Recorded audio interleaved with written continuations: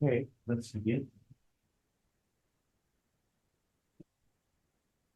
When we've gone through those mock tests, I've told you when you deal with your analysis of the text, what's the first thing you should do? Frame it within the context of situation in which that text likely takes place. Now, what is the context and how have we described the context? Well, field, what is being talked about, the ideas, the content, tenor, who is talking to who is involved, the interpersonal is involved here, and finally the mode in which it takes place. Is it written? Is it spoken? These are all factors you need to consider, and they define the context of situation in which language takes place.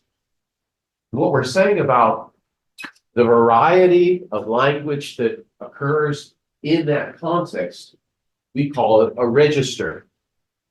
The idea being that, and I'm quoting Rufai Hassan here, how the speaker perceives the situation in terms of field, tenor, and mode.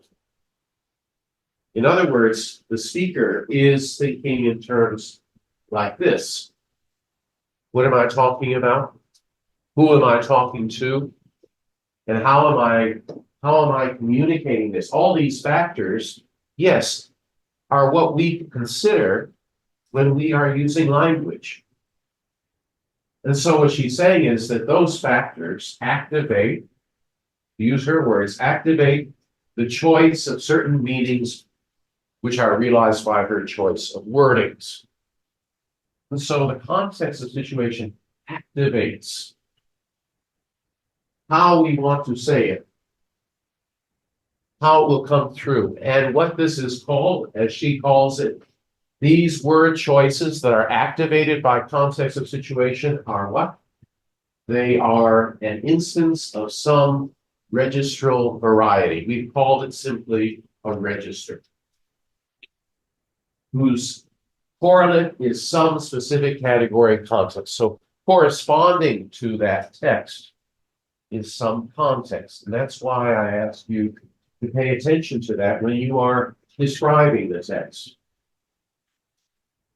What I'm going to be talking about today is an example where the text really doesn't fit the context. Yes, the text should normally, but here we're going to talk about an example where the text itself seems to be contrary to what we would think necessary in that context of situation. And what I'm going to be talking about is a court case. It was reported in the New Zealand Herald, and it was titled here, Duped Auckland Drug Mule Ali Pate Moala Gets New Hong Kong Trial After Tongan Translation Flaws. What was the case? A former boxing champ, gospel singer to get new trial after lawyer shows interpreter struggled to keep up with the judge and was not even fluent in Tongan. An Auckland man, duped into smuggling drugs, facing nearly 24 years inside a Hong Kong prison, had his conviction overturned because of problems with time pressure and Tongan translation at his trial. A few more facts about the background. Ali Pate Moala, 51, was in Hong Kong International Airport. He was going to catch a flight to Auckland in September 2015 when 1 kg of methamphetamine was found hidden in his luggage. The former champion boxer, gospel singer, says he thought he was carrying a chemical cleaning agent for which, on safe delivery to New Zealand, his church would receive a cash donation. Tonga-born Moala had been recruited by email, and the cleaning agent deception, the scam, is a scam commonly used by West African crime syndicates to target vulnerable individuals. Okay, so that was something in the background. 10 others were arrested in Hong Kong, similar circumstances. They all were acquitted at trial. He was not. He was convicted, and he was sentenced to 23 years and 9 months in prison. Now, there was a successful appeal. His lawyers, Dr. Gerard McCoy and Dr. Nisha Mohammed, were able to give him a new trial, basically arguing that the translation and the original trial was fundamentally flawed. A rugby player without any previous experience in translation was the only person who could be found in Hong Kong to interpret at the trial. The delay in finding a translator meant the trial, estimated to last 5 days, stretched to 13. It took place around the time of the rugby sevens, and they were trying to find someone who could interpret into Tongan. That was very difficult to find in Hong Kong. So the point was that the trial should have only lasted 5 days. It went on to 13, and they got this rugby player who actually was born in Tonga but had grown up in New Zealand, and they asked him if he would please do the interpretation, even though he was not a professional interpreter. He agreed to. They told him that, in fact, this would mean that this Moala Alipate would spend more time in prison waiting for his trial if no interpreter could be found. So, trying to be gracious, this football player agreed to be the interpreter. The delay, supposed to be 5 days, lasted 13 days. The jury was very unhappy, and it was almost like a mutiny of the jury. And they said they would not continue to serve on the jury because it was taking too much time, more than they had expected. An impatient jury, this is the news report, said the majority would not sit after a particular day. They actually say they're going to walk out. So the judge decided to extend the day in which, the hours in which they would be sitting for the trial. And delivering his summary in this case, he spoke up to 197 words per minute. Now we're going to see why is that significant. For Moala's hearing in the Hong Kong Court of Appeal, a professor in linguistics submitted a report on the complexity of the judge's summing up. That was me. Now, I was invited, not by the defense, I was in fact invited by the Justice Department. The Justice Department asked me if I would assist the defense team with their appeal. And I was asked, and I agreed to do it. What I want us to look at and be thinking about is, with that idea of field, tenor, and mode, what was the register? How would we describe it? How would we talk about it? And what were the demands of the context? What were the expectations? And how were those expectations met or not met? All right. Let me give you some details. At his trial on the indictment of unlawfully trafficking the drug ice, the defendant, Moala Apatak, was accused by the prosecution of knowingly concealing the drug ice in a game console, like a PlayStation, in his luggage for transporting from Hong Kong to Auckland. He pleaded not guilty. He denied knowledge of the dangerous drugs that were concealed in the game console, and he claimed that he had been tricked into carrying the drugs. As was explained to me by the defense team that met with me, this is quite an often kind of situation. And as was mentioned in that news report, 10 other people were similarly tricked. They're thinking they're taking something, not drugs, and they're getting some payment And very often it would occur as kind of being called up or notified by email, you want a trip to Hong Kong. But one part is you must take this one package with you. People fall for it. And this is especially where people like in Tonga, which may not be aware of this kind of thing, older people, elderly, are more easily fooled. He was convicted by a jury, and it was presided over by a deputy high court judge, and he was sentenced to 23 years and 9 months in prison.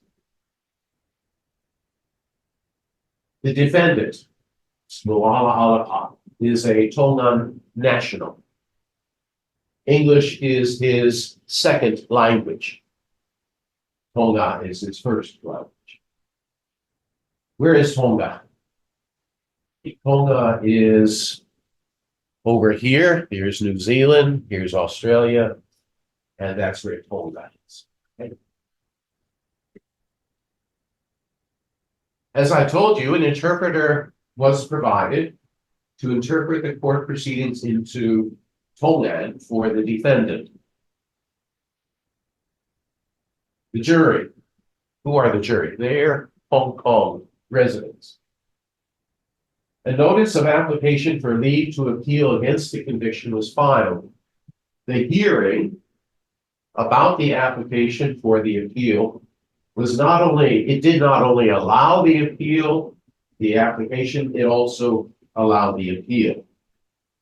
The conviction at that appeal hearing was quashed, meaning it was thrown out, and it was set aside.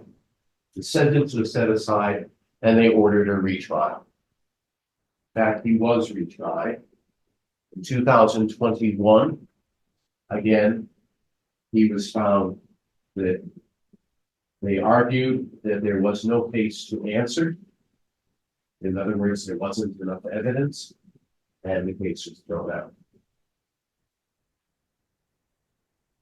What were the grounds of appeal that were applied by the applicant's counsel? The appeal called into question whether the judge's summing up of the evidence was adequately translated, arguing that failure to do so denied the defendant a fair trial. At the end of a trial, the judge delivers a summary of the evidence. That summary is usually written out, and what the judge does is reads it. The judge failed to maintain an adequate speed in his summing up. This was one of the grounds for appeal. And as a consequence, the interpreter was unable to fully interpret the summing up to the applicant. Ground 2 argued the judge's summing up exceeded the ability of the trial interpreter to adequately carry out his task. Ground 3. Lack of experience of the court-appointed interpreter to assist the applicant resulted in the interpreter being unable to keep up with the translation, mistranslating parts of the evidence, failing to translate or correctly translate the evidence, and omitting evidence. The low standard, inaccuracy, poor quality of the interpretation deprived the applicant of a fair trial. Round 3 of the appeal. The interpreter was faulty. It reads like this.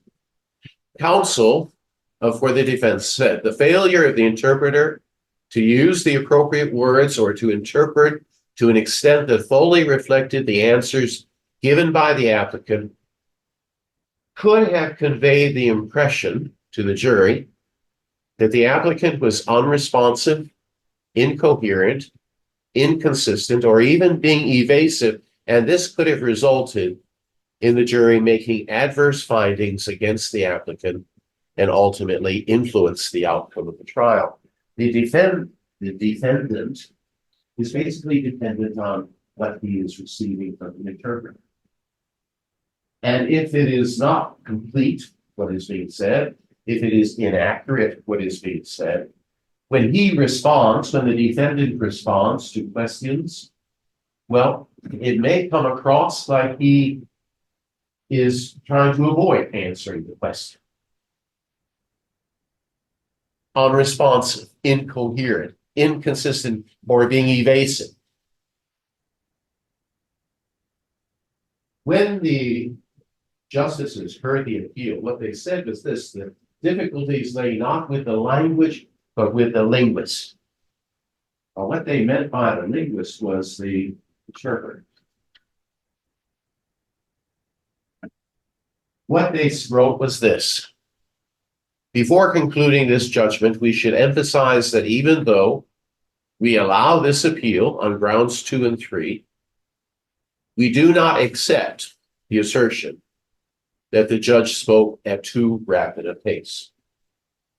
It was, of course, too rapid for Mr. A, the interpreter, but that was only because Mr. A was not a professional interpreter and lacked the skills needed to provide simultaneous interpretation. In other words, what? The judge did not speak too fast. The judge spoke normal, according to them. And therefore, the problem is not with the judge at the trial, but with the interpreter being unable to keep up, because the interpreter was not a professional interpreter. Now, why was there needed to be an interpreter? Though his native language is Tongan, he did have some level of English ability. A primary concern of the court, the trial judge, this Judge Watt, we're calling him, was that the defendant should not be linguistically disadvantaged by his inability to understand and speak the language of the court. In other words, the trial judge insisted the defendant should have an interpreter. That's why he was willing to wait until an interpreter could be found. What were his reasons? The trial judge said this: I am in agreement about the observations concerning his English. I do try to take verbatim notes, and at times it was difficult, not because of the speed, but because of the use of language. I do not think it is something made up by the defense team. And he continued. So it's a real difficulty, and it's a real risk that if the defendant is not properly expressing himself, he may not be having a fair trial, and he may not eventually be regarded as having a fair trial. So the trial judge was really rather considerate. He should have an interpreter. Now, this right to an interpretation is by law. It's guaranteed in the Hong Kong Bill of Rights, Article 11. In the determination of any criminal charge against him, everyone shall be entitled to the following minimum guarantees in full equality: to be informed promptly and in detail in a language which he understands of the nature and cause of the charge against him, and to have free assistance of an interpreter if he cannot understand or speak the language.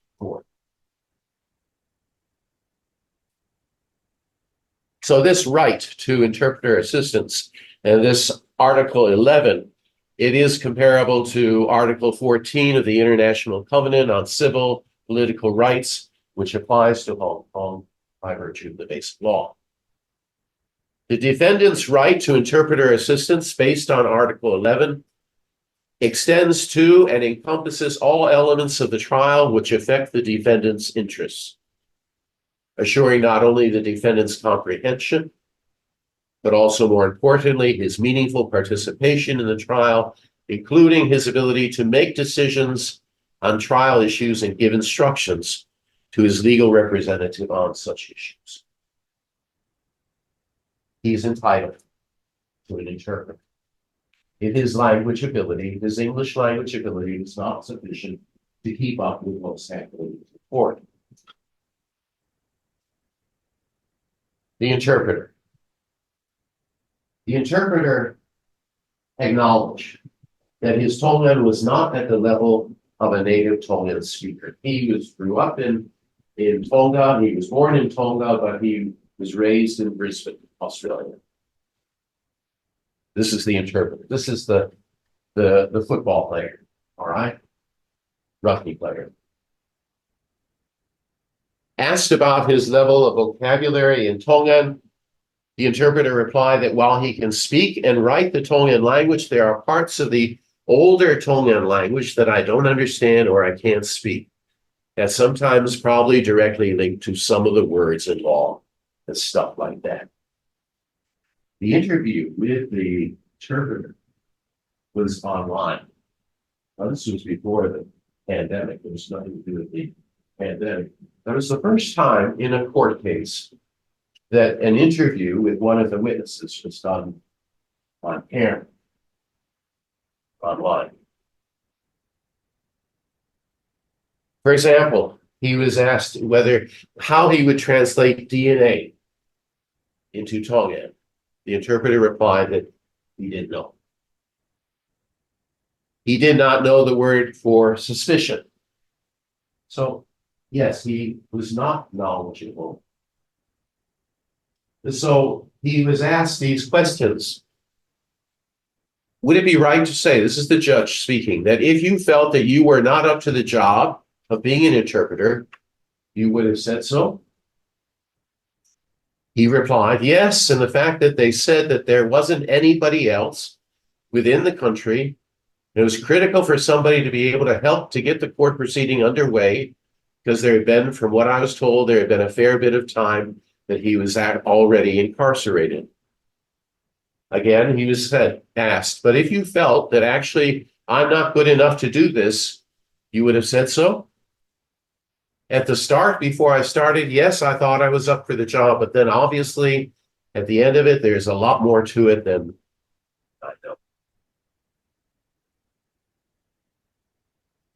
Now, how does the interpretation take place in the courtroom? You know that the defendant is brought in and put into this sort of confined space. The interpreter actually sits next to the defendant, not within that confined space, barred off, but right next to the defendant in a chair, and does the interpretation, simultaneous interpretation, while the proceedings are underway. So as you sit there, you can hear the interpreter interpreting for the defendant. It's audible for everyone to hear. I mean, not very clear, but you can hear what's the interpreter doing.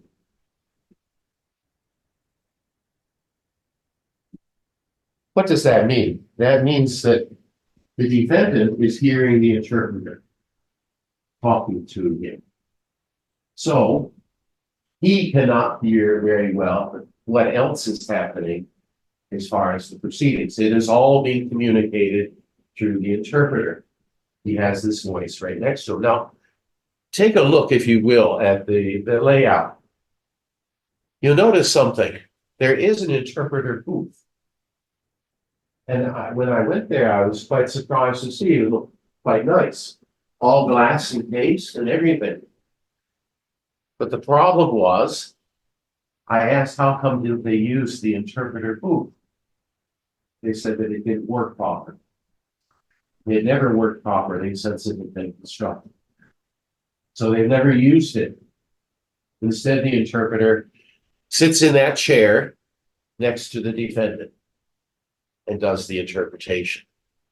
Now, this is the gallery where the public can sit. This is the jury. Now, for the appeal, there is no jury. For the trial, there is, but not for the appeal. It's just heard by the justices that sit here.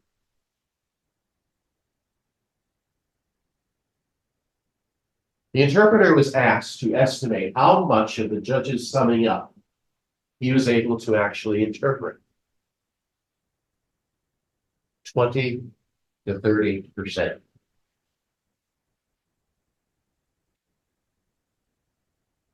Now, immediately after the justices, because when the justices hearing the appeal, came into the room.